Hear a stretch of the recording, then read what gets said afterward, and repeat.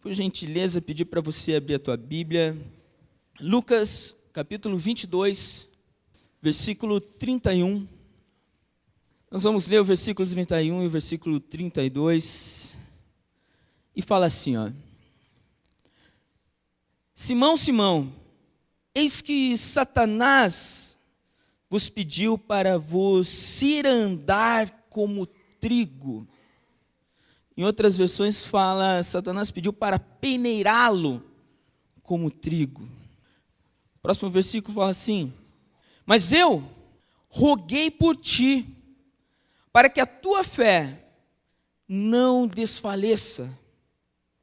E tu, quando te converteres, fortalece teus irmãos.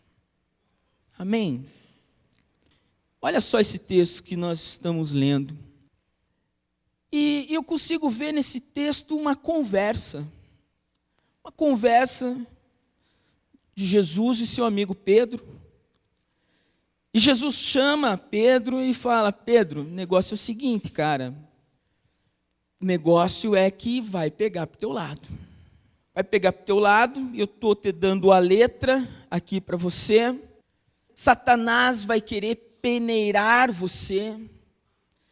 Você vai passar por um momento aí meio complicado na tua fé. Você vai enfrentar algumas dificuldades aí diante da tua vida. Por esses dias aí pode acontecer algumas coisas, Pedro. E olha, eu estou te avisando. Estou te avisando porque eu quero que você seja fortalecido nesse momento. Eu quero que a tua fé ela não enfraqueça. Eu quero que você não deixe a caminhada comigo, com Deus. Eu quero que a tua fé seja fortalecida. Você que gosta de marcar o tema da palavra essa noite, é uma fé meia boca. Já ouviu aquela expressão meia boca? Uma fé meia boca. E parece que a forma que Jesus vem falar com Pedro é: Pedro, olha, a tua fé está meia boca, cara. Tua fé está assim, ó, mais ou menos. E algumas coisas podem acontecer aí na tua vida. E é interessante que Jesus fala, conversa, e daqui a pouco Jesus ele fala assim, ó: mas cara, quando você se converter, fortaleça os teus irmãos. Eu fico pensando, né? Pedro caminhando 3 anos com Jesus, 3 anos ali acompanhando, vendo milagres, sabe, vendo a presença de Deus ser manifesta, ver cegos enxergarem, ver tantos e tantos milagres, pessoas sendo curadas, pessoas sendo libertas, vendo a manifestação do poder de Deus de várias formas, inclusive Pedro tendo a oportunidade de andar sobre as águas com Jesus.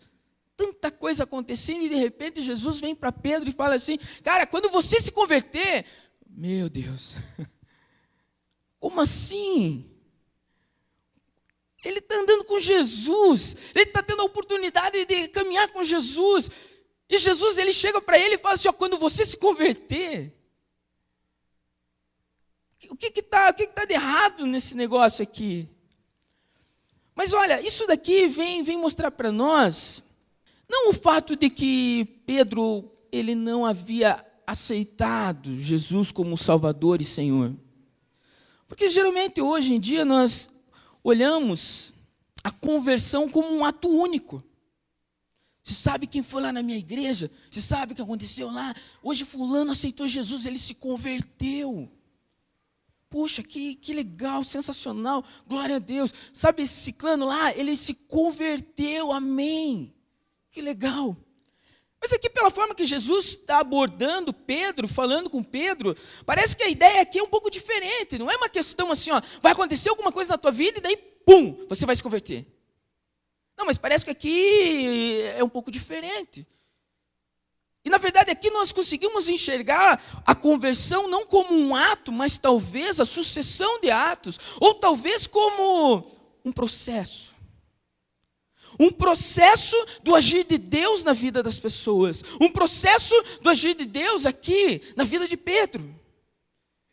E Pedro, olha, e as coisas vão acontecendo, os processos vão acontecendo, até que você vai entendendo algumas coisas. E eu vejo que a nossa caminhada com Deus é meio dessa forma, sabe como? E nós estamos caminhando e daqui a pouco nós encontramos diante de nós uma peça, como um quebra-cabeça. E nós olhamos, opa, isso aqui tem alguma coisa a ver. Eu preciso pegar isso daqui. E essa peça aqui, ela pode resolver muito bem a situação talvez de enfermidade. E eu agarro ela. E daqui a pouco eu estou caminhando lá no meu grupo familiar. Eu estou lá no meu grupo familiar e daqui a pouco eu vejo uma outra peça sendo dada ali. E eu pego aquela peça, opa, isso aqui tem alguma coisa a ver. Eu agarro ela. E daqui a pouco eu estou caminhando e estou lendo a palavra de Deus, e daqui a pouco eu encontro outra peça. E as peças nós vamos encontrando, seja em situações espirituais da nossa vida, de forma direta, lendo a palavra, estando num culto, louvando a Deus, ou às vezes na nossa vida, no dia a dia, no meio até mesmo de afazeres seculares nossos, no meio do nosso trabalho, alguma coisa, algumas circunstâncias vão acontecendo, e daqui a pouco nós analisamos e falamos, opa, tem um segredo de Deus aqui para a minha vida. E eu agarro aquilo ali. Eu falo, opa, espera aí. Sabe o que acontece? Nós vamos pegando essas peças aqui e daqui a pouco nós começamos a montar algo. E aos poucos, talvez isso comece a fazer sentido. E isso faz parte do quê? De um processo de conversão das nossas vidas. Um processo onde Deus está trabalhando nas nossas vidas. Mas sabe qual que é o problema? O problema é o seguinte, nós gostamos mesmo é de copiar e colar. Sabe o copiar e colar? Nós utilizamos, né, num texto, na internet, você copia e cola, e às vezes nós queremos que as coisas aconteçam assim nas nossas vidas. O nosso processo com Deus. Porque o copiar e colar, na verdade, é um anseio que vai além da informática. O copiar e colar é um anseio que nós utilizamos na nossa vida, no dia a dia. Nós olhamos para a Bíblia, existem situações assim. No momento que Davi ele se pronuncia diante do exército de Israel contra os filisteus e fala assim, olha, eu quero encarar esse gigante aí. Não tem alguém, mas eu vou. Saul, o que ele faz? Puxa, mas então, se aqui está o nosso soldado, vamos pegar então a minha armadura e vamos colocar nele. Copiar e colar. Daí dá certo. Nós olhamos outras circunstâncias, como por exemplo no Novo Testamento, Paulo ele está pregando, evangelizando e expulsando demônios, e daí a Bíblia conta em Atos que existem alguns filhos de um certo sacerdote, eles estão ali olhando Paulo expulsar demônios, de repente eles falam o quê? Eles falam, se é assim eu sei fazer, e eles tentam fazer igual, eu vou copiar e colar, aí tentam fazer igual, o que acontece? Não dá certo, não tem autoridade, Deus não está no meio, aí eles vão lá e apanham do demônio. Mas nós gostamos disso no nosso dia a dia. Nós olhamos circunstâncias na nossa vida e nós falamos, não, eu vou agir assim. E às vezes nós ficamos patinando, sabe? Copiar e colar durante tanto tempo. Dentro da nossa casa, aí nós brigamos com as nossas esposas. Não, ela vai reagir desse jeito, eu vou reagir desse jeito. Mas estão há 10 anos reagindo da mesma forma. Copiar e colar. Dá resultado? Mas claro que não. Se desse resultado já tinha sido resolvido, mas nós gostamos de copiar e colar. Eu recebo alguma coisa de Deus, daí eu saio de um culto falando assim, agora sim a minha vida vai mudar. Mas a segunda-feira é igual já há muitos anos. O final do culto, né, eu chego em casa, minha atitude é igual há muitos anos. Por quê? Porque eu copio o meu comportamento e colo e ando colando do mesmo jeito. Eu digo que eu vou mudar em relação a uma situação na minha casa, e não mudo. Eu falo na minha situação financeira, não, eu vou parar de gastar. Não paro. Né, eu vejo lá o saldo da minha conta corrente, eu falo, puxa, eu preciso parar de comprar mais daquilo que eu ganho, e não paro. Nós gostamos disso, nós gostamos que as coisas funcionassem dessa forma, desse modo. E é interessante esse negócio de copiar e colar, porque nós estamos analisando aqui algumas coisas negativas, mas até mesmo em coisas boas. Eu analiso como que a vida de Deus, de um grande homem de Deus, e eu falo, nossa, é desse jeito que esse homem trilhou. Eu quero fazer igual, quero copiar e colar. Eu vejo um profissional dentro da área que eu trabalho, eu falo, é desse jeito que esse cara conseguiu. Eu vou lá e faço igual, eu vou copiar e colar.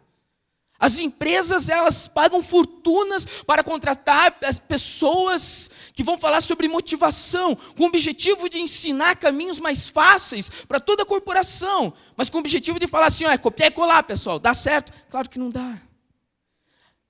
Na nossa vida, falando de pessoas, não dá certo, não funciona. Na nossa vida espiritual não funciona, por quê? Porque Deus ele não age assim. Não é desse jeito. Mas é interessante a forma que Jesus está conversando aqui com Pedro, porque parece, dá a entender, que tem uma fé meio cambaleante aqui, né? O cara, ele está meio assim. Você já viu um cara bêbado, andando? O cara tentando andar e não consegue? Parece que tem umas pessoas assim, crente, que é um crente com uma vida espiritual meio bêbada, né? O cara, ele tenta se firmar, mas não consegue. Você vê o irmãozinho andando na rua, mas o irmão não consegue, né? Parece que é uma fé meio meia boca, né? Aí Jesus fala para Pedro, mas Pedro, eu orei para que a sua fé não desfaleça. Eu oro, eu roguei por ti para que a tua fé não se desfaleça. Você não apanhe na fé. 2 Coríntios capítulo 13, versículo 5. Olha só, 2 Coríntios, capítulo 13, versículo 5. Isso aqui está relacionado com aquela situação de Pedro. Parece que tem a ver. E Paulo está falando à igreja de Corinto o seguinte, ó, examinai-vos a vós mesmos, se permaneceis na fé. Provai-vos a vós mesmos. Outra versão fala assim, olha, examinem-se para ver se vocês estão na fé. Ou não sabeis quanto a vós mesmos que Jesus Cristo está aí em vós? Se não é que já estáis reprovados? Mas examinem-se. Dá uma vasculhada aí. Faça um autoexame espiritual. Olha que coisa genial aqui que Paulo está sugerindo às pessoas da igreja de Corinto. Pessoal, vamos falar a verdade. Faz um autoexame aí espiritual. Vê como que está a tua fé. Vê se tá legal. Vê se você está caminhando com Deus de verdade. Vê se a tua fé, ela já não foi reduzida a um afazer religioso. Talvez a tua fé se reduziu a ir para a igreja. Irmão, como está a tua fé? Tá benção. Por que está benção? Porque eu estou frequentando a igreja. Mas será? Mas olha a sugestão. Avalie a sua fé. Dá uma olhada nela. Faça um autoexame. O versículo 9, por gentileza, olha o que fala o versículo 9. Pois nós regozijamos, ou seja, nós ficamos felizes quando estamos fracos. E vocês aí da igreja estão fortes. E é isso que nós oramos, para que haja um aperfeiçoamento na vida de vocês. Nós ficamos felizes quando vocês estão fortes. E é isso que Paulo aqui está falando. Irmãos, faça um autoexame. Querido, sabe que eu já cambalhei bastante, sabia? Eu já cambalhei na fé bastante. Eu lembro quando eu vim para a igreja, eu frequentava outra igreja quando eu era criança, eu era adolescente. Então eu já tinha uma noção, assim, ou seja, um conhecimento acerca de Deus. Aí quando eu vim para a igreja, né, eu vim, achei legal, achei bacana, mas a minha fé, ela não estava muito bacana não, sabe? Eu era meio telespectador de culto, sabe? Ficava ali assistindo o culto, até mesmo porque o ritual do culto da igreja que eu fazia parte era assim. As pessoas, elas chegavam na igreja, sentavam e ficavam assistindo o culto. O que acontecia? Eu vim com essa maneira de pensar, de enxergar um culto. Aí eu chegava, estava ali, olhando, analisando, e aos poucos eu estava caminhando ali na igreja, junto com os jovens da igreja. Puxa, e é isso, né? E estamos aí caminhando, vamos vendo. E a situação era o seguinte, a cultura que eu tinha vindo favorecia essa análise. Eu tinha um ministério de observação espiritual, irmão. Eu ficava só analisando as coisas, só vendo. E eu lembro de uma situação quando um líder chegou para mim uma vez, já fazia um certo tempo que eu estava na igreja. Esse líder da igreja chegou para mim, me chamou e falou: Segundo, faz tempo que você está na igreja, né, cara? Tô feliz, cara, tô caminhando já faz um certo tempo. Então, cara, eu vejo assim que você observa bastante, mas faz quase nada. Você sabe, já viu aquele cara que ele vai para a piscina, mas ele não quer se molhar? Né? Tá todo mundo ali na piscina, e o cara ele chega assim do lado, na beirada da piscina, e fica só olhando. Vai para piscina. Não vou para a piscina. Aí todo mundo quer jogar ele. Não vou para a piscina. E as pessoas brincando ali. Mas o cara, ele se vê que, às vezes, ele até tem vontade, né? Ele tá ali na beira da piscina, ele pega água, joga em fica ali, as pessoas, cara, vamos para a piscina. Não quero me molhar, tá? Daí pega água assim, joga em outro, e fica ali, né, nesse negócio. E eu era assim, sabe? Chegava, eu era aquele cara que na foto, ele fica no cantinho da foto, sabe? Eu nunca estava no meio da foto, estava no cantinho, né, pensando, ninguém está me vendo aqui. Mas teve um dia que esse irmão chegou, a gente está te vendo, cara. A gente sabe como que você está caminhando. E é engraçado, às vezes nós olhamos, nós pensamos assim, eu vou entrar sem ser notado, né? Eu vou chegar nessa igreja sem ser notado. Eu vou chegar nesse ministério sem ninguém me ver. E às vezes eu tento permanecer assim, durante muito tempo, sem ninguém me ver. Mas na verdade está todo mundo me vendo. Mas eu acho que ninguém está me vendo. Aí eu estou ali. E as pessoas olham, observam, falam, puxa, né, fulano, por que ele não se envolve? Por que ele não entra de cabeça? Por que ele não dá um pulo aí nessa piscina? E é engraçado isso. Porque se você pegar essa ideia da piscina, é como se Deus estivesse ali. O Espírito Santo ali. E Ele te chamando, e Ele falando, vem se molhar, vem agora, vem com roupa em tudo, vem. Não. Mas chegou o dia que o cara chegou para mim e falou, olha, rapaz, você gosta de ficar olhando, mas você não gosta de fazer. Tem que fazer de verdade. Sabe, algumas pessoas assim, eu gosto do culto, mas eu não quero me envolver no grupo familiar, não quero grupo familiar. Vai ali, sabe, Deus está ali, Deus está falando, vem cara, vamos. Não, mas eu gosto do culto de domingo, né? No culto dos jovens, no sábado, não. Vamos, cara.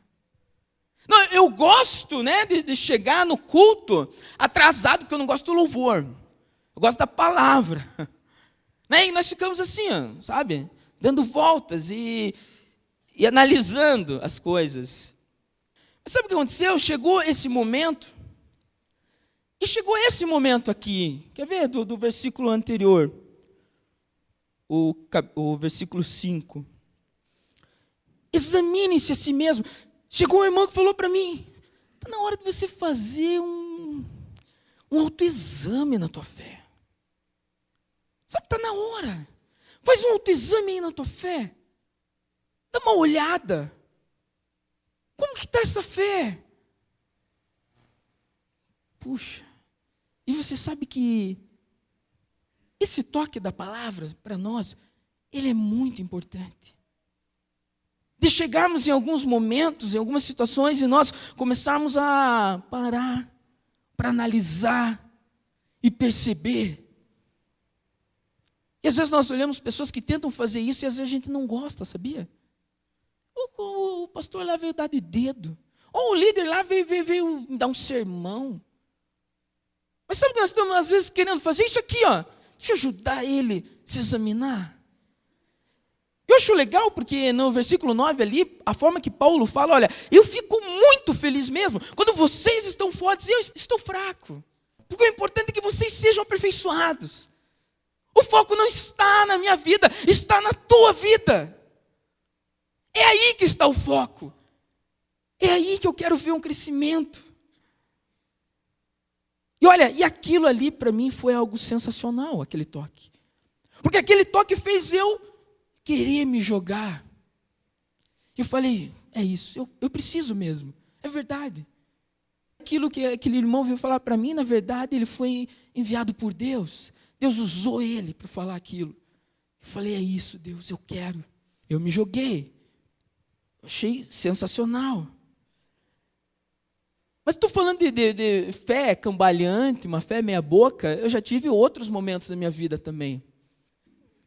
Passando esse momento, puxa, entrei em ministérios, caminhei, cresci, avancei, ajudei muita coisa, preguei, puxa, me envolvi em muita coisa com Deus. Mas aí chegou um segundo momento, que eu quero também contar para vocês, que aconteceu na minha vida, que foi um momento depois que eu casei. Eu casei e eu estava fazendo faculdade, e por causa da faculdade, que eram todos os dias, eu não podia me envolver em nada. Fiquei, então, sentado no banco da igreja. Ia para o grupo familiar no sábado, que era o dia do nosso grupo familiar. E aí, beleza. Estávamos casados. E foi um momento que a minha fé deu uma fraquejada. Foi aquele momento daquela cambaleada na fé. Eu estava ali, não estava me envolvendo e fazendo faculdade de comunicação, e eu lembrei daquele meu ministério que eu tinha antigo, de analista religioso. Eu sentava ali no culto e ficava analisando tal. Já viu pessoas assim?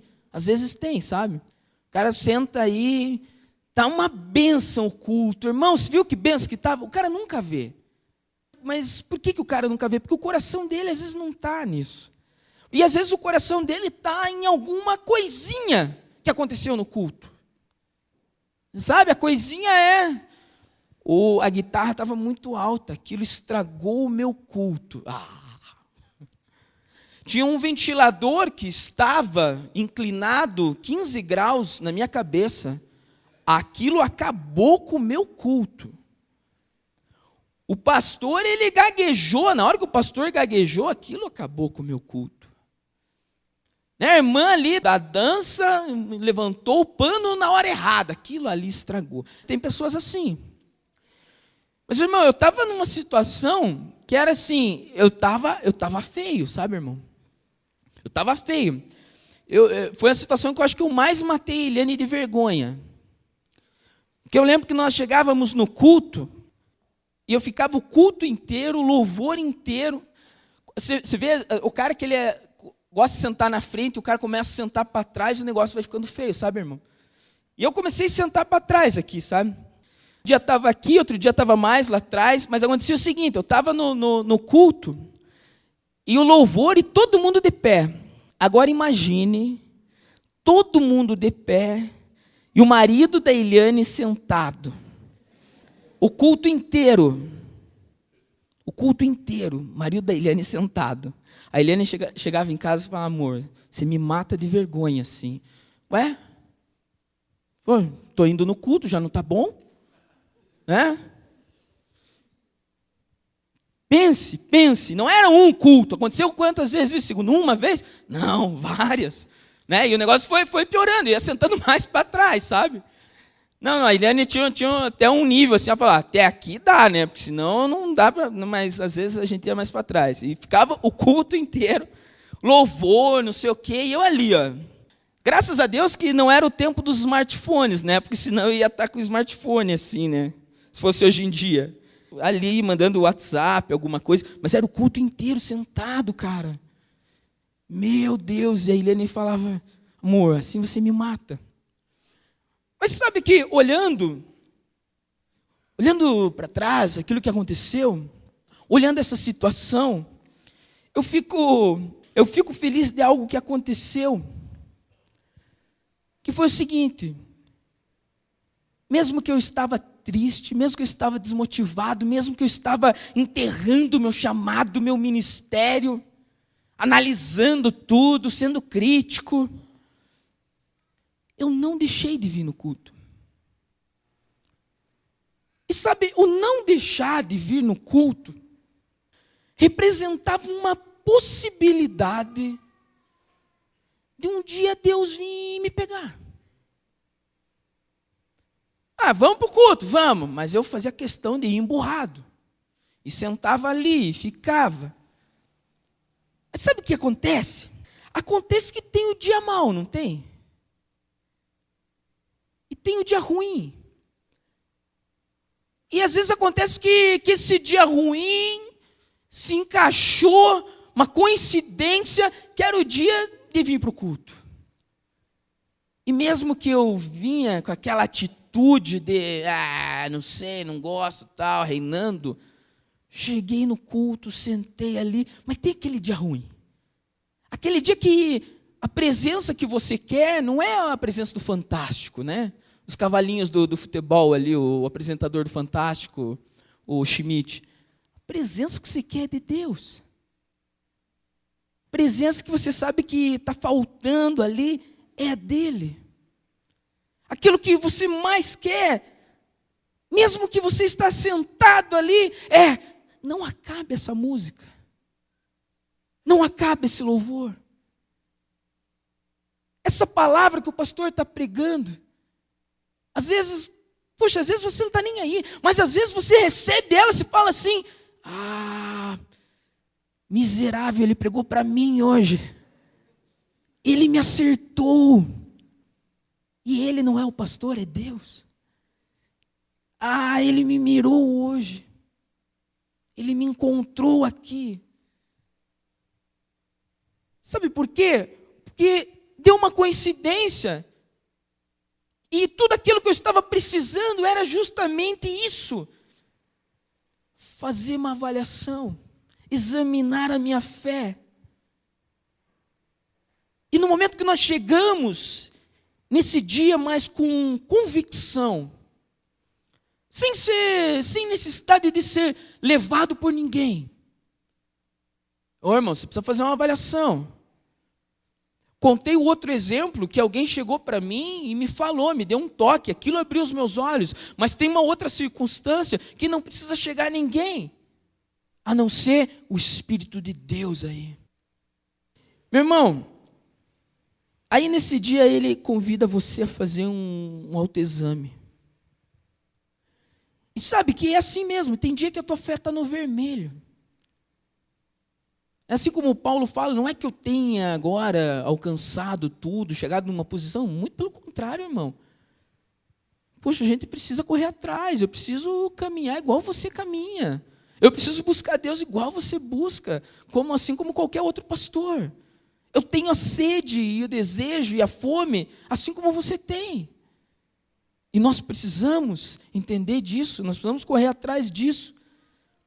Agora é interessante que quando chega, às vezes, esse dia ruim, esse dia de fazer o autoexame, às vezes um louvor é um convite para isso. Às vezes o grupo familiar é um convite para isso. Às vezes todas essas ferramentas da igreja é um convite para isso, para a minha vida. Às vezes um convite para ir pregar para alguém, para levar uma palavra para um grupo específico, é um convite para isso. Esses dias nós estávamos conversando com os nossos líderes ali, puxa, quando a gente vai pregar, você não tem ideia de quão difícil é, pelo fato de você ser confrontado com a palavra de Deus antes. Não é alguma coisa, escolher alguma coisa, vou levar para as pessoas, não. Mas é você ir ali, buscar, e daqui a pouco, aquele negócio que você está buscando para falar, Deus está naquilo ali, está se manifestando e está falando, antes de você ir lá, eu preciso ver com você primeiro. Ou antes de você querer mostrar para outros, eu preciso mostrar para você primeiro. Eu preciso aqui tocar aqui. E às vezes isso é um convite. Ou seja, essas oportunidades que nós temos para abençoar as pessoas é um convite para isso. E a nossa fé precisa ser fortalecida. E o legal da igreja é isso, que um fortalece o outro. Você vem domingo à noite aqui para que você seja fortalecido não pelo pastor, mas pelo teu irmão do lado. Eu já ouvi tantos, mas tantos testemunhos de alguém que estava na igreja, depois fala, olha, eu estava falando com Deus, eu quero hoje, eu quero ser tocado pelo Senhor, de alguma forma, eu preciso disso. Aí vem um irmão, chega e abraça essa pessoa. Só isso. E ela entende que Deus estava ali. Deus estava se manifestando naquele momento, naquele lugar. E às vezes isso é um convite para isso, para esse exame, esse autoexame. Porque a nossa fé ela precisa ser fortalecida. Vamos voltar para o versículo anterior lá de Lucas.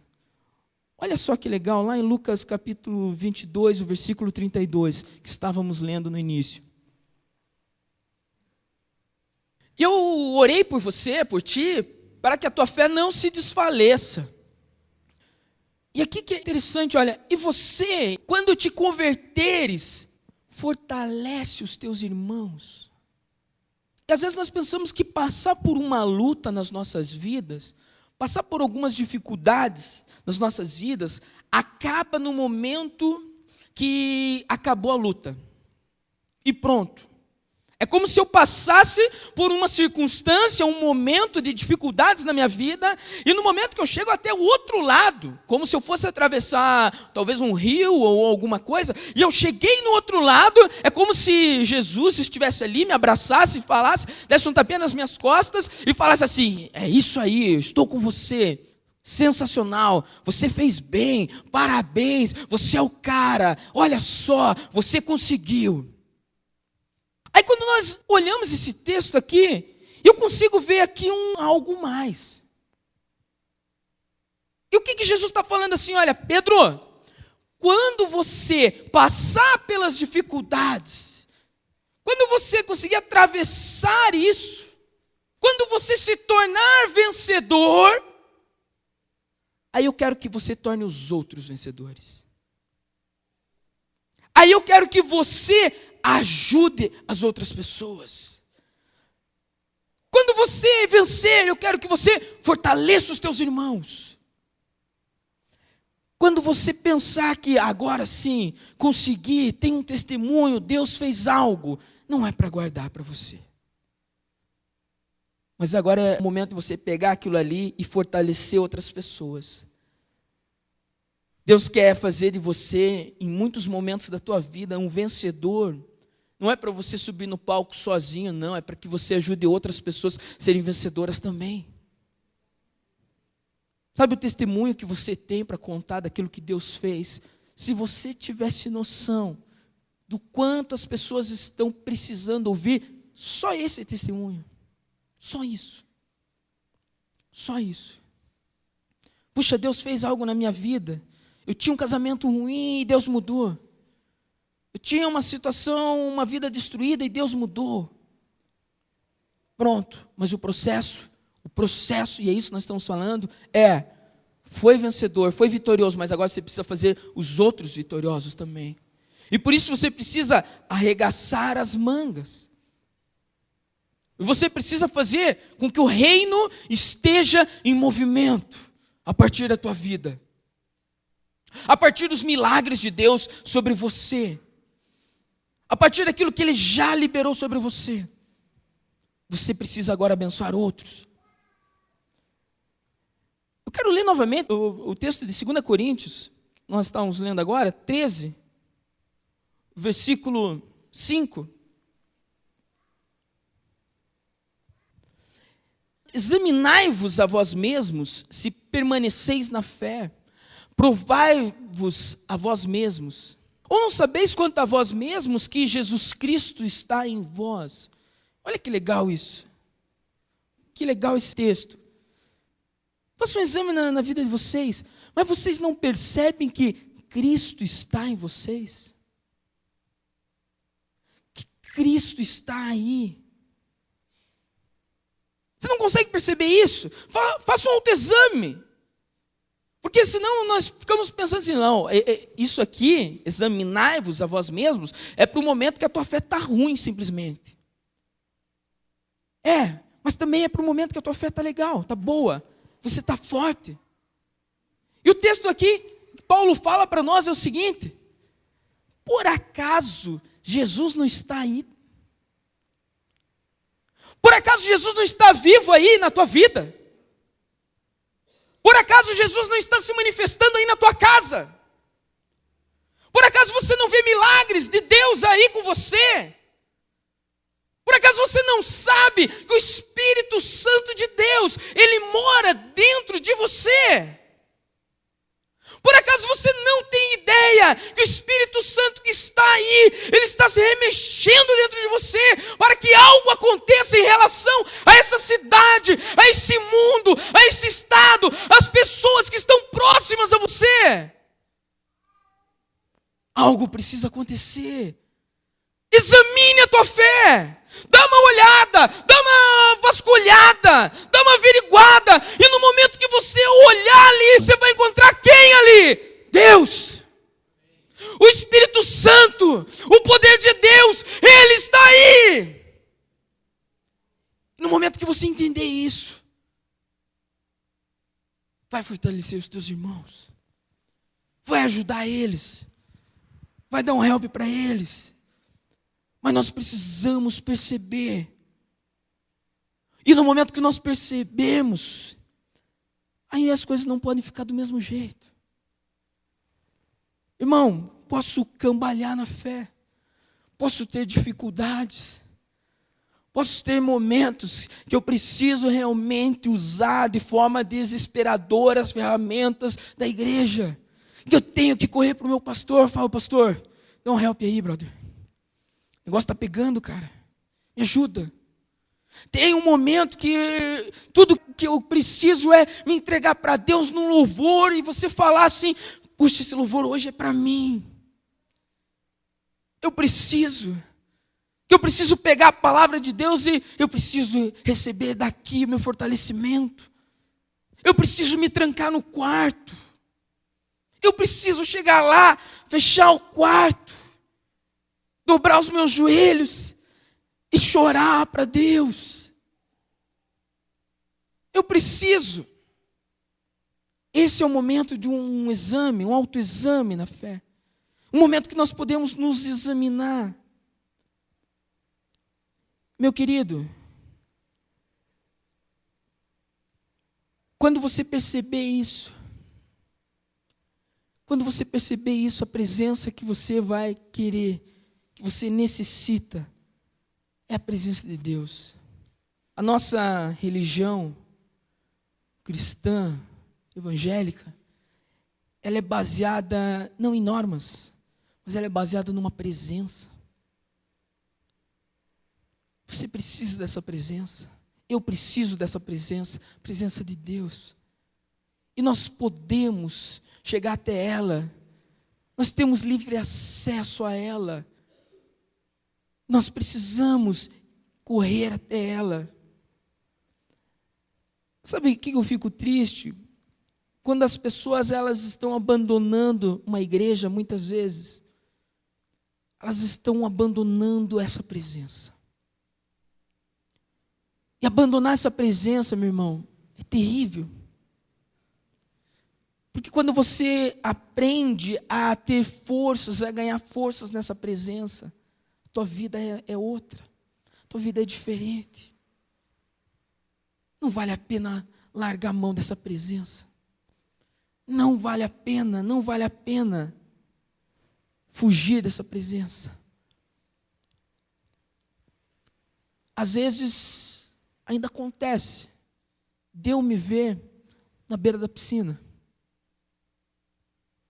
Olha lá, estão brincando na piscina. Olha lá, estão se molhando. Olha lá, estão jogando água uns nos outros.